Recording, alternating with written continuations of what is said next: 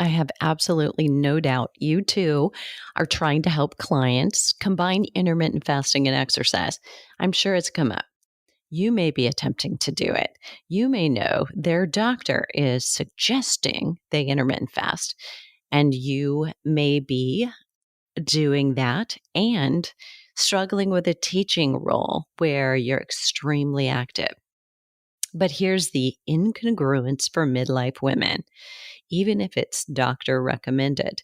Low energy availability and exercising while fasting are one and the same. If you've been involved in fitness or nutrition for a minute, you know of the history of the female athlete triad. Generally, it was young, active women, sometimes athletic, sometimes just exercise enthusiasts. Essentially, they become menopausal when they should be having regular cycles. So they were losing bone density, getting osteoporosis, getting more likely to injure and get fractures, and their performance was suffering. So this happened most often to athletes, young female athletes who were either in the spotlight in small uniforms like um, gymnastics, diving, less so swimming, but literally the aesthetics, but also those who had to be small and faster was kind of associated with being small. So we're talking track, field, cross country. Those kinds of women were at most risk. In other sports women participated in was behooved them, and they knew it, to be stronger. Not all women liked it, but this was an issue. Low energy availability is right back to that female athlete triad, really, and yet more detrimental for women over 40 trying to maintain muscle, also push performance, meaning they want to lose body fat. That may be their performance, who can't afford to lose bone density, but will and have already depleted their adrenals, and hormone chaos is occurring that is making that all worse. I'm Deborah Atkinson. You're listening to She Means Fitness Business. It's a division of my overarching business, Voice for Fitness, where we all believe you want to be an inspirational example to other midlife women. And in order to do that, you probably are feeling like you want to get a handle on your own progress, but you also need a profitable health and fitness coaching business. And the reason is, money talks. Money is power. So even if you want to give it all away as a scholarship, you don't like that idea of money, you've got to have it. That's how we vote. We vote with our money and our power so that you can be seen and be heard, facilitate more business and or help more people. And I know how it feels. If you can't get any traction, there are more coaches than there have been ever in the world, but not many of them are actually working full-time, making a living, and could. There may just be a second income. It's actually a hobby. It's a side hustle. And here's the thing. If you want it to be a side hustle, all due respect, kudos to you. But if you're honest with yourself, you don't want this to be a side hustle or a thing you do as a hobby in retirement. And you see that potentially the fitness industry needs to provide a living for those who are qualified, for those who have the education and the heart and the desire to be full-time. We actually need to push this limit. We need you to be gaining clients, supporting yourself, and charging a rate that brings the fitness industry revenue generating ability up. Don't just give it away. All right. So we're going to dive in. I would love to work with you, talk about how I can help coaching you. I have a specific Well Pros mastermind mentorship. We started it this fall. It's been phenomenal.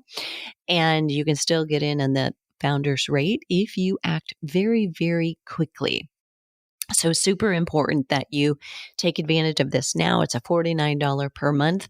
We do 3 sessions a month, first Thursday of each month. Whether you can be there or not, we have members from Australia who are in bed asleep, but asking questions that we still answer, and they get up and it's there and in the library.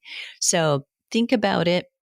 If you need help, you don't know how to price, you don't know how to offer, you don't know why your offer is falling flat, you don't know if the images and the words that you have on your landing page are actually converting, or they're not, but you don't know how to change them, and you would if you did know. These are perfect questions. If you've thought about using ChatGPT but really don't know how, and you don't want to use the same words like embark and embrace and your fitness journey. I mean, these are really common words in GPT. And I've said to my social media marketing manager, I said, I know you're using ChatGPT. Please don't use these words. These are not words I would ever say. Then we can't post them as if I'm saying them. All right. So you need to know your voice, and you need to know how to use things like ChatGPT, which can save time and get more clients if you're using it right. These are all great questions. So I'm going to put a link to a business scorecard for health and fitness pros. It's what I used as a check mark on every product, every service that I offer. And every one of those has to be in place for you to really thrive. Now, you may get started with fewer, but you're not going to grow without all, and you're certainly never going to scale without all of them. So if you see, I wanted this to be automatic and wake up in my pajamas and have made money overnight, they all need to be there. So you can look at a glance, and we'll put that link in the show notes for today.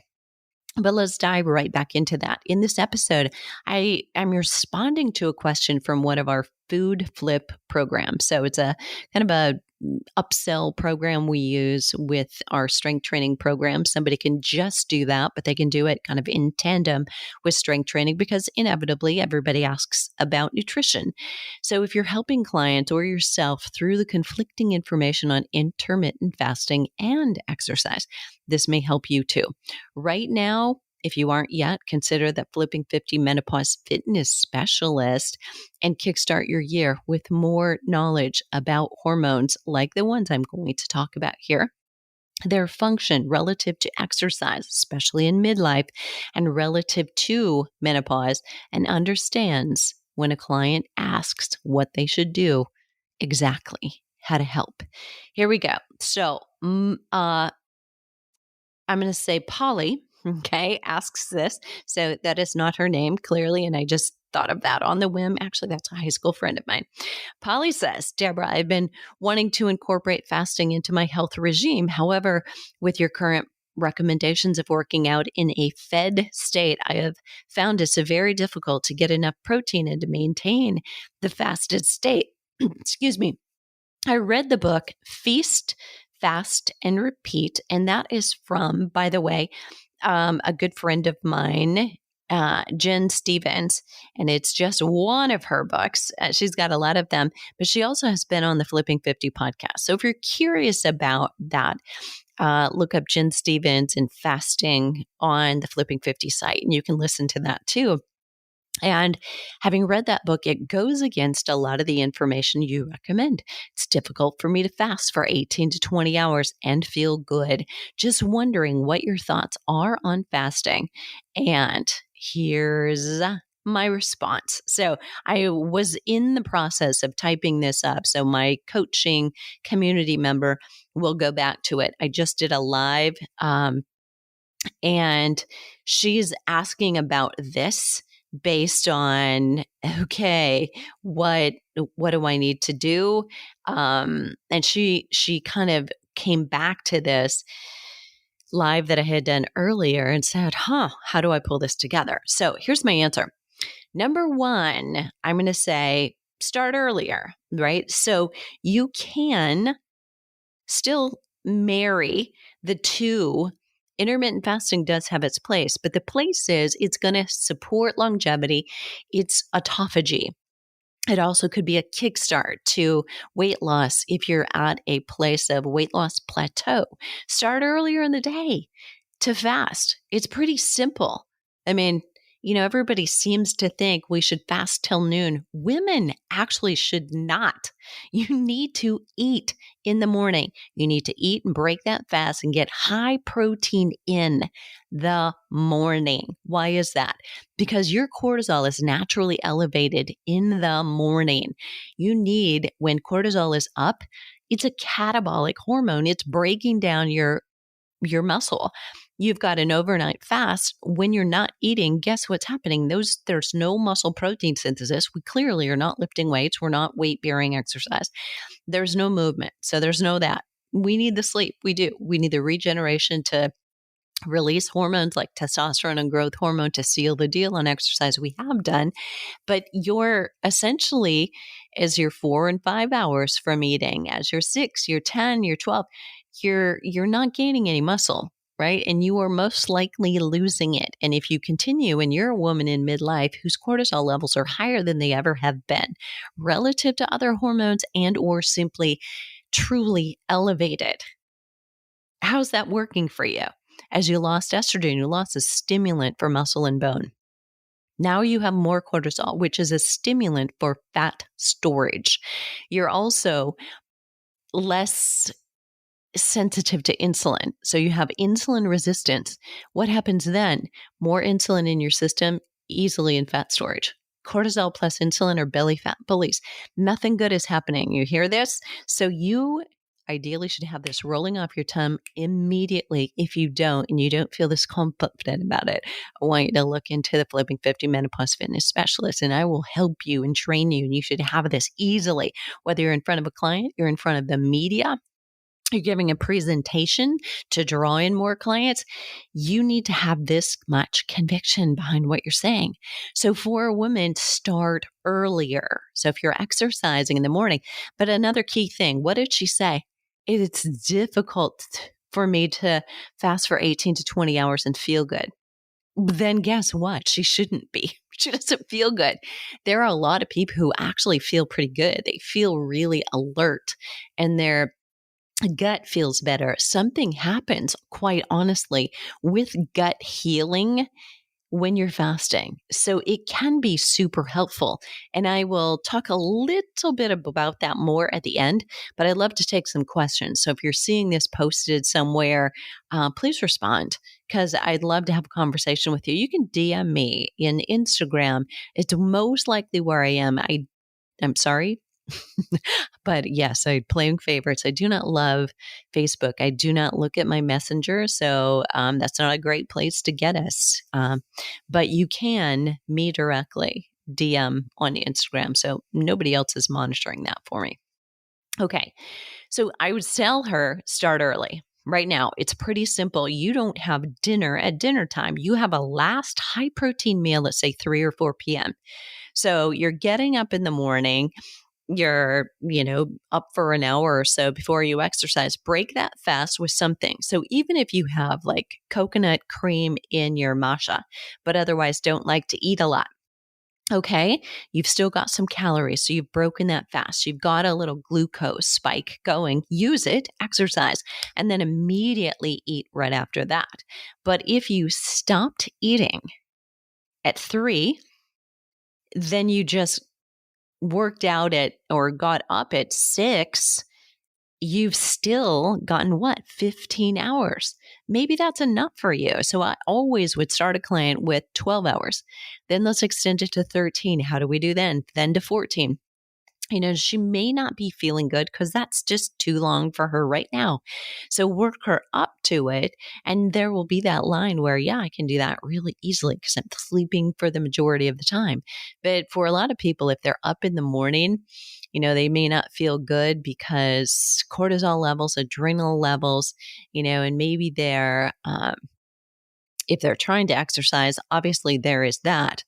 But you can still get an easy and a good fast. So if I want to go long, because immediately when I get up, within about a half an hour, I have a mug of matcha in my hand, but I don't drink it clean. I am not a purist like some of you. You're better women than me. I put coconut milk in it. and I'm not willing to give it up. And a little stevia as well. And if you're truly fasting, that spikes blood sugar for some. But the caffeine, C words I confuse. The caffeine actually spikes my blood sugar a little bit. So I would not be in a fasting state no matter what. So I've got some calories pretty quickly. So in order for me to get up and do this, I have to either be diligent, and I almost always, so I will do a blood test maybe every 3 or 4 months, stretching a little bit longer because I'm kind of in a good spot right now with the management of my hormones and not testing anything extra. So when I fast for a blood test, I actually use that as I'm going to do a little more extended fast today. So I've already had to do it and break the habit of having my matcha first thing. So it's like, okay, well, I can go a few more hours, this way. So those are more extended fasts for me. And I might, start early the day before by 3 or 4, can't get in until 7:30 or 8. I'm like, can people get up in the morning for crying out loud? But no, they don't. So by the time, I could eat, it's at least 9 o'clock. So, how long have I fasted? Already 18 hours. So then sometimes I'm like, I'll just go till noon, or go till 11 and say, okay, I've got 20 hours, 21 hours. Now, I will tell you this, that I probably flirted with an eating disorder when I was in college. I toyed with it, and I felt really good. I did. I think I was ahead of my time in playing with this. And I was lean and I was exercising as well. And yet, on a regular basis, I had a 1 or 2 day fast, like all day fast, water fast. And I can't seem to go back to that. And I'm not sure I need to, right? So it just doesn't work for me. But fasting has a lot of definitions. You also want to work through this with your clients. Your definition of fasting is different than the next person's. So some will say water only fast, but you can also do like a bone broth fast. There are the 5-day fasting mimicking diet by Prolon. Comes prepackaged, but the caloric intake during the day is primarily plant-based. It's a little bit higher in fat and low in protein. And when you're fasting, that actually is what you want. It's not when you're intermittent fasting for longevity's sake, you don't want high protein. But this is a temporary thing. It's like 5 days and you might do it each month. But in between, you're not. You're otherwise just overnight fasting for 12 or 13 hours. And this is key. So we're going to start earlier, and extend it that way. And then fasting has a purpose. I'm going to come back to this thought. Getting off a plateau is the real purpose, and or longevity, decreasing inflammation, maybe improving gut health. And you can kickstart your metabolism with an 18 or 20-hour fast, but there is no reason if you're an active person to do this regularly. In fact, there's every reason not to. You want to rotate. Do 12, do 14, do 15, maybe 18, have that be a really long day. And then you come back. You maybe have 2 or 3 days in a row of 17 or 18 hours, but then you come back.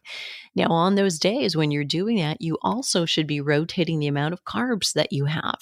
So 50 to 100 grams a day, 50 obviously is half of 100.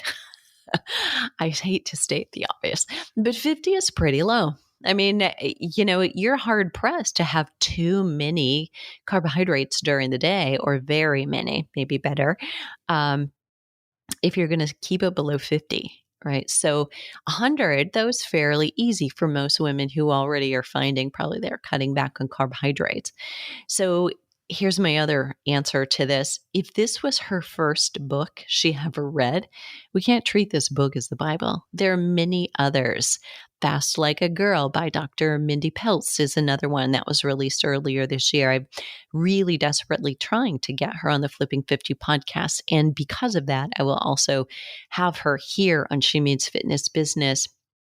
But you can't read one book and know all you need to know about intermittent fasting. And one thing I told this client is your week should not ever look the same every day, or she will lose metabolic flexibility. If your goal is to stay active and gain muscle and bone density, tell me in a 20-hour fast how you are managing to get micronutrients in, not just the protein, but micronutrients, calcium, magnesium, iron, all of it. You're not. So it's not meant to be done on a regular basis. Occasionally, do we have a lot of inflammation? We need to change gut health. We can change the gut biome by doing an extended fast, and probably, in a 24-hour fast, even a 36 can be helpful. I have a client who's really struggling. She'd lost 100 pounds earlier and then insisted on training for a half marathon, even though I told her, look, we're going to trigger cortisol. You're going to be wasting muscle. Even though we continue to strength train, you're going to be wasting muscle while you're doing this. And she struggles with eating enough anyway. She has early satiety. She's in this 1% of people whose leptin is probably the opposite of most. For most people, if their leptin is skewed, they're not getting told they're full. So they can eat the whole bag of chips. This is not my client. My client gets early satiety. We'll sit down, the two of us, to a meal, and she'll be like, where are you putting that? How can you eat all that? And I'll be done, and she'll just be like picking. And probably there's some history of disordered eating relationships with food from the past. But she needed a kickstart because she was doing everything right. I mean, really eating healthfully. And, you can't force feed someone. You don't want to have them over full. But I said, okay, I want you to try something. I want you to do this with me. But during these days, we don't exercise. We don't exercise vigorously the day after because you have, need to replenish and build that up. But I want you to try a 24-hour fast. And at 24, I want you to see how you feel. And if you can do 6 more, let's see how that goes, right? So let's try to go to 30 and see what happens. And inevitably, she's done a couple 30 and 36-hour fasts. And she, because of it, has lost about 25 pounds. And if I give you the time frame, it's been now about 6 months. And, she's feeling so much better. But sometimes it's gut microbiome. Sometimes it's you need a hormetic stressor, that you're doing on purpose and you're testing. So if she were losing muscle, we would back off. Now we do have to bump that protein back up in order to be sure she's not losing a high percentage of muscle. We're always going to lose some. So think about that, though. If you have somebody who's trying to fast and every day is like 15 or 18, they're losing metabolic flexibility. If their carb intake is always the same level, again, that's not a good thing. So Dr. Mindy Peltz's book will help you understand that a little bit. But I sew together many of these things with the individual client that I'm working with when we apply challenges in our membership. There are certain things that I'm thinking about for all of them. And you have to say, look, if you blah, blah, blah, if you blah, blah, blah. So you're helping them customize a challenge. So if someone is highly inflamed, they need to reduce the inflammation and kick up the autophagy that occurs with extended fast. That may be the number one priority, the highest priority. And yes, the second stage is we got to get that muscle back. We need high protein muscle synthesis from eating high levels of protein and getting the strength training, and combining them is going to be helpful, but you might have to cycle those two things. High intensity exercise and fasting are not going to live well together for a midlife woman, for reasons I've mentioned. So that leaves them in an energy deficit. It puts them, or you, if you're trying to do that, in a point of stress. So that causes a loss of muscle. I recently spoke with a fitness pro who is, of course, the meta of meta, like many of you. She's a midlife woman working with other midlife women. And yet she is, got a schedule. So she might teach a 4 o'clock class, a 5 o'clock class, and then have a client until, 7 or 7:30.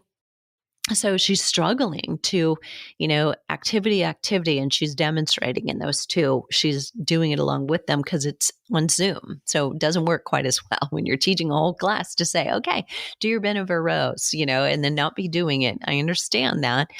So that's a disadvantage of doing your things all on Zoom and doing them live. You are at a disadvantage. So start recording some of those, only give them that, and otherwise, be there live with them, coaching them so that you're not doing it, and show the exercise, but don't do the exercise. So you got to figure out how can you do that, because otherwise you're exercising way too much. And then, she can't figure out, I go home and then I'm going to eat dinner, but then I'm going to bed. And that's not ideal, right? So you're shooting yourself in the foot if that's your schedule. Number one, you're the boss. If you're the boss and you're running your own business, you're doing that to yourself. So stop it right now. Okay.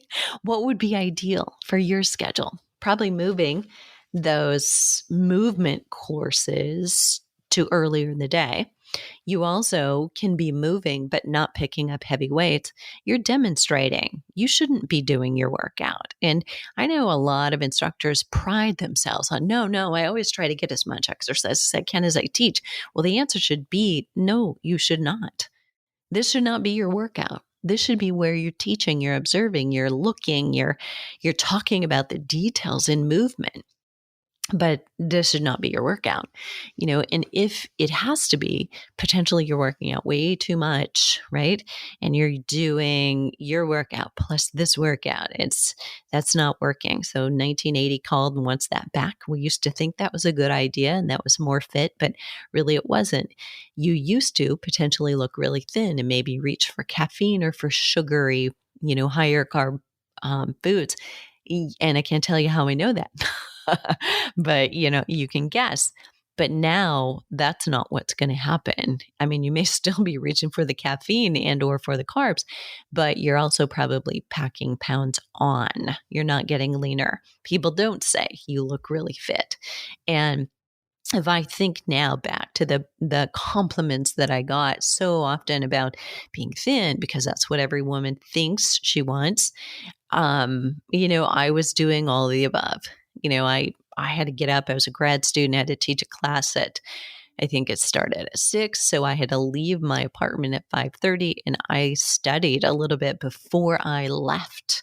I have a colleague who used to take a shower before doing that in the morning because that was like the start to her day. And then she was off and she just kind of, damp mopped off after class. And I was like, no, not doing that. I'll go back home and shower. But, I needed to be up, and I was up by 4. And then teaching that early morning class, teaching at noon and sometimes also at 5:30. And, everybody thought, oh, you're so thin, you're so fit. But I wasn't all that fit, right? I was thin and probably wasting muscle, not gaining it, probably not helping myself with bone density necessarily. And you've got to have a real heart-to-heart with their client and what are their thoughts? What limiting beliefs do they have? And you, my friend, what about you? Right. And I know we can hear this logically. We can know this science and yet not be applying it to ourselves. So give yourself some grace if that's you. There's no judgment here. I was in that trap as well, and, you get to a point where you can't stay in that trap anymore if you want a healthy lifestyle for yourself. So it's not just looks anymore, right? We all want to feel a certain way. So high intensity exercise during a fasted state are just no, and no. We have too much breakdown of muscle, breakdown of bone, more likelihood of injury when we're not taking in those things. You can fast and also do high intensity exercise because during the course of a week, you can't do high intensity every single day. You shouldn't. You have recovery days. Maybe those can be the days when you're fasting a little bit longer, but you also don't have to do those long fasts every week. Maybe it's every third week for you, and that may be enough. So I hope this helps you, but be sure you're measuring. You're measuring with a client, not on the scale, but on a smart scale. Kick that dumb scale to the curb and let them know they need to be doing this. That is a great affiliate opportunity for you, potentially. And or if you're working at a club or a studio, it's a draw. If your club or studio has one, have them do that regularly.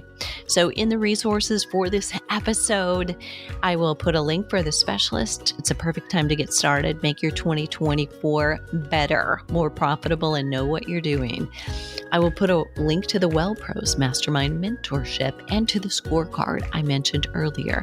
Get your business on track, and that one's free. You can download it right away and be done looking at it even in about 5 minutes. Okay, what are you waiting for? The world needs us right now more than ever. Show notes will be at fitnessmarketingmastery.com/intermittent fasting and exercise.